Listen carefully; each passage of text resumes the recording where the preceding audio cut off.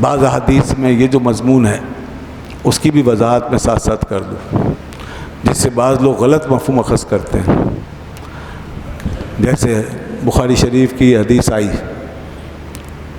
اور حضرت انس رضی اللہ عنہ نے اس کو روایت کیا، آپ نے ارشاد فرمایا یخرج من النار من قال لا الہ الا اللہ، کہ ہر وہ شخص جہنم سے نکل آئے گا، آگ سے نکل آئے گا جس نے کہا لا الہ الا اللہ، وفی قلبہ وزن شعیر من خیر، اور اس کے دل کے اندر جو کے دانے کے برابر بھی اگر ایمان ہوگا تو وہ جہنم سے نکل آئے گا۔ اور پھر آپ نے ارشاد فرمایا کہ یخرج من النار من قال لا الہ الا اللہ، اور وہ شخص بھی جہنم سے نکل آئے گا جس نے کہا لا الہ الا اللہ، وفی قلبہ وزن برۃ من خیر، اور اس کے دل میں گندم کے دانے کے برابر بھی اگر ایمان ہوگا۔ جو کا دانہ ذرا بڑا ہوتا ہے گندم کا اس سے چھوٹا، تو گندم کے برابر بھی اگر ایمان ہوگا تو جہنم سے نکل آئے۔ اور دیکھیے فرمایا یخرج من النار من قال لا الہ الا اللہ، اور فرمایا وہ شخص بھی جہنم سے نکل آئے گا جس نے کہا لا الہ الا اللہ، وفی قلبہ وزن ذرۃ من خیر، اور اس کے دل میں ایک ذرے کے برابر بھی اگر ایمان ہو۔ ذرہ، ذرے کا مطلب ہے، بعض علماء نے ائمہ نے اس کی تشریحوں کی کہ جو ہمیں روشنی میں باریک باریک ذرات نظر آتے ہیں نا، کسی سوراخ سے جب روشنی اندر آ رہی ہو تو ہم دیکھتے ہیں کہ چھوٹے چھوٹے باریک ذرات، کتنی باریک چیزیں ہیں۔ تو یہاں تک فرمایا، یہ بخاری میں حدیث ہے۔ لوگوں نے اس کا مطلب یہ لیا کہ جناب دیکھیے اتنے کم ایمان پہ بھی بخشے جا سکتے ہیں لوگ، ذرے کے برابر ایمان بخشے جائیں، تو اب کیا مسئلہ ہے؟ اور بلکہ کچھ لوگ تو اور ذرا آگے بڑھ کر کہتے ہیں کہ جی دیکھیں ہم جتنے بھی مذاہب کے بارے میں جانتے ہیں ان میں کچھ نہ کچھ تو ایمان کی باتیں ہوتی ہیں۔ مثلا اللہ کو تو سبھی مانتے ہیں، اللہ کو مانتے ہیں، اور بھی کچھ چیزیں آخرت کو، کہیں جنت دوزخ کا بھی تصور ہے، تو اتنا ایمان تو کم از کم ان میں بھی ہے، عیسائیوں میں بھی ہے، یہودیوں میں بھی ہے۔ اللہ کو تو وہ بھی مانتے، اور کچھ نبیوں کو، کچھ پیغمبروں کو بھی وہ مانتے، تو اتنا ایمان تو ہے، بلکہ ذرے سے بھی زیادہ ہو جائے گا۔ حدیث میں تو ذرے کی بات کی گئی ہے، مگر ان کو تو ان کا ایمان دیکھیں تو وہ تو اس سے بھی کچھ زیادہ بنتا ہوا نظر آتا ہے، تو بس وہ بھی پھر بخشے گئے۔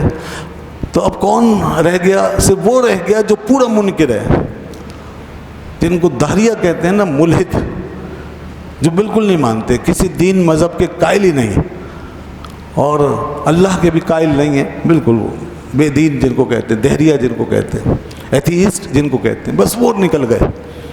باقی جتنے مذاہب والے لوگ ہیں، اہل مذاہب ہیں، ان میں تو کچھ نہ کچھ ایمان ہے۔ اور پھر اسی طریقے سے جو لوگ مسلمانوں میں ہیں، مثال کے طور پہ اب کوئی اگر ایک چیز کو نہیں مانتا تو باقی تو ساری چیزوں کو مانتا ہے، تو اس کا ایمان تو ذرے سے کہیں زیادہ ہے۔ یہ یہاں سوالات سارے پیدا ہو رہے ہیں۔ کوئی بس ایک دو باتوں کو نہیں مان رہا، کوئی قادیانی ہو جاتا ہے، کوئی اور کسی ایسے دین دھرم میں چلا جاتا ہے، کسی ایسے فرقے میں جہاں پر کچھ بنیادی حقائق مسخ ہو جاتے ہیں، تو باقی چیزیں تو مانتے ہیں نا۔ یہ اس حدیث کو اس طرح پیش کرتے ہیں اور اس سے یہ مطلب لیتے ہیں۔ اب اس حدیث کا اگر یہ مطلب لے لیا جائے تو پھر تو ساری جو آیتوں سے ہم نکال رہے ہیں دین کی بات، اور وہ اصول جو بنائے ہم نے، اور جو دین کا اصل غرض و غایت ہے کہ اسلام جو ہے دنیا کا واحد دین جس کو میں کہا گیا اور اس کو مکمل کیا گیا اور اس میں داخل ہونے کا حکم دیا گیا اور فرمایا پورے داخل ہو جاؤ، تو اس چیز کی کوئی لاجک رہتی ہے؟ پھر اس پہ فورس کرنے کی ضرورت ہے؟ ہر آدمی اپنی اپنی جگہ بیٹھ کر اتنا ایمان جو ہے وہ رکھتا ہی ہے، تو بس پھر تو جنت میں چلا ہی جائے گا، تو اسے کیا ضرورت ہے کہ پھر وہ اس دین میں داخل ہو، اور وہ بھی پورا داخل ہو؟ تو یہ ساری چیزیں کہاں جائیں گی؟ لہذا یہ تشریح غلط ہے، اس حدیث کا یہ مطلب نہیں ہے۔ یہ جو سمجھا جا رہا ہے ذرے سے مراد یہ سمجھا گیا کہ بس اگر کسی بات کا ایک آدھ کا انکار بھی ہو گیا تو کوئی بات نہیں، اور ایک آدھ بات بھی اگر مان لی تو کافی ہے، نہیں، یہ مطلب نہیں۔ یہاں جو چیز بیان کی گئی ہے اس کو سمجھنا چاہیے. یہاں پر بات جو کی جا رہی ہے وہ قوت و ضعف کے اعتبار سے کی جا رہی ہے. ضعیف ہونا، ضعف، کمزور، جس کے اندر انسان کو یقین کے اندر پختگی نہیں رہتی، یعنی ضعف آ جاتا ہے ایمان میں. اتنا ضعف آ جاتا ہے کہ انسان جو ہے وہ گناہوں میں پڑ جاتا ہے، اس کا خوف ختم ہو جاتا ہے، جو کہ مسلمانوں کی عام بیماری ہے. نماز میں دل نہیں لگتا، روزے میں دل نہیں لگتا، ارکان اسلام میں دل نہیں لگتا، گناہوں کی عادت جاری رہتی ہے. انسان کو کہا جاتا ہے کہ بھئی اللہ سے ڈرو، اور نہیں ڈرتا. تو یہ اس قسم کا جو ضعف ہے وہ مراد ہے. ضعف، کمزوری، ویکنس. اس سے یہ مراد نہیں ہے کہ ایمان جو پورا اس اپنے اجزاء کے ساتھ ہے اس میں کوئی کمی بیشی چلے گی. وہ ضعف نہیں کہلاتا، وہ نقص کہلاتا ہے. وہ ایمان میں کٹ ہے، وہ اس کے اندر نقص ہے، اس میں کمی ہو جائے گی. وہ کمی کا مطلب یہ ہے کہ آپ نے بعض چیزیں نکال دی، اور ضعف کا مطلب یہ کہ آپ نے سب کچھ مانا مگر کمزور حالت میں رہے. یہ ضعف ہے. دونوں باتوں میں فرق ہے. تو یاد رکھیں کہ اس سے جو نقص کو سمجھا جا رہا ہے کہ نقص بھی چلے گا، کمی بھی چلے گی، بعض چیزوں کا انکار بھی چلے گا، اور ایک آدھ چیز پہ ایمان لے آئیں یہ کافی رہے گا. نہیں، یہ مطلب نہیں ہے اس بات کا.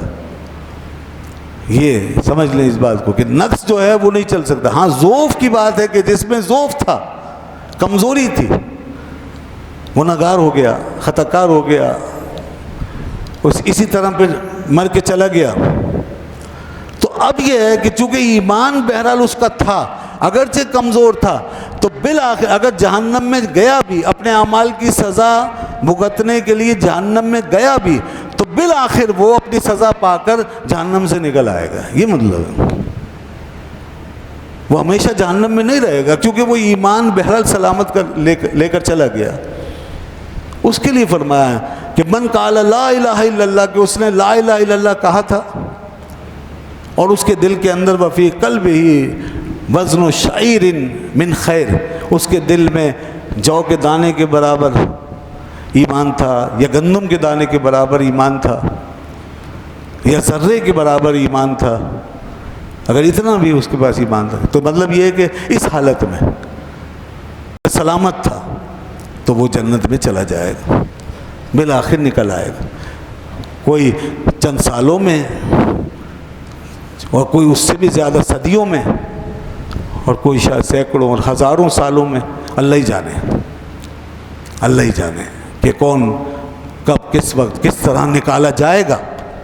مگر نکلے گا وہی جس کا ایمان مکمل ہوگا، اور جس کا ایمان کٹا ہوا، ٹوٹا ہوا، پھٹا ہوا، ناقص، نامکمل ہے، نیم کفر، نیم ایمان، نیم مسلمان، نیم کافر، آدھے تیتر، آدھے بٹیر، ادھر بھی ادھر بھی، اگر اس حالت میں ہے تو اس کے لیے اللہ تعالیٰ نے دوسری جگہ صاف فرمایا. یہ آیت ہے، اس لیے میں نے کہا سارے قرآن کو پڑھیں.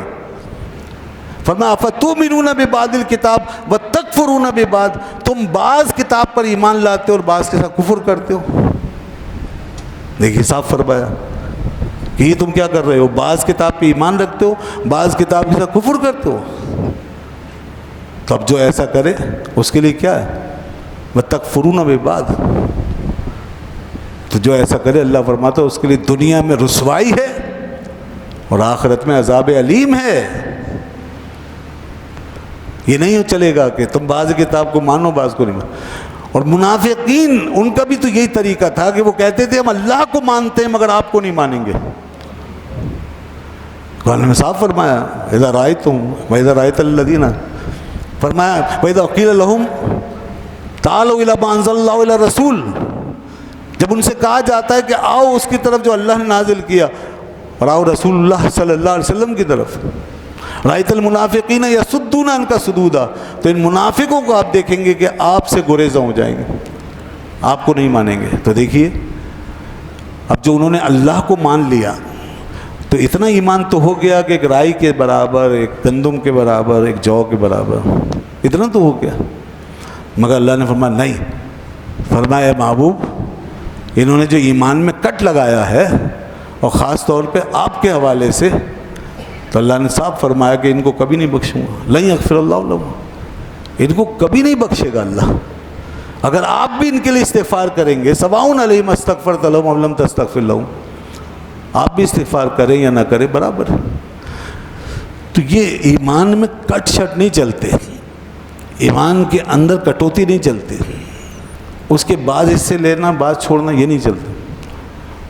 ایمان پورا ٹوٹلٹی ہے ایک، وہ تمام اپنے اجزاء کے ساتھ مکمل ایک ایمان بنے گا۔ اس میں اگر کوئی چیز کم ہو گئی تو ایمان ختم ہو جائے۔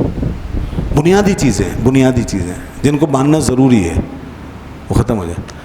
اب قادیانیت کا مسئلہ کیا ہے؟ قادیانیت کا مسئلہ ختم نبوت کا ہی تو مسئلہ ہے، باقی تو ساری چیزیں ماننے کے لیے تیار ہیں۔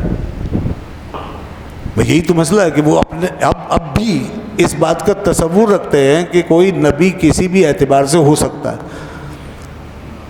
اور بظاہر وہ یہ بھی کہتے ہیں کہ ہم ختم نبوت بھی مانتے ہیں، قرآن پہ ایمان ہے، جو آیت آئی ہے خاتم النبیین ہم اس کو ہی مانتے ہیں۔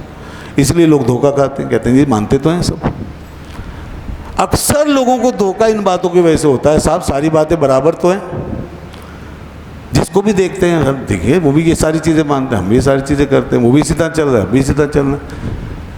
لوگ اس بات کو نہیں سمجھتے کہ بالٹی بھری ہوئی ہے اور چاہے اس کو بڑا آپ نے شربت بنا رکھا ہے تو ظاہر ہے جو زیادہ ہے وہ تو نظر آ رہا ہے، لیکن اس میں ایک پیشاب کا قطرہ بھی پڑا ہوا ہے وہ آپ کو نظر نہیں آ رہا۔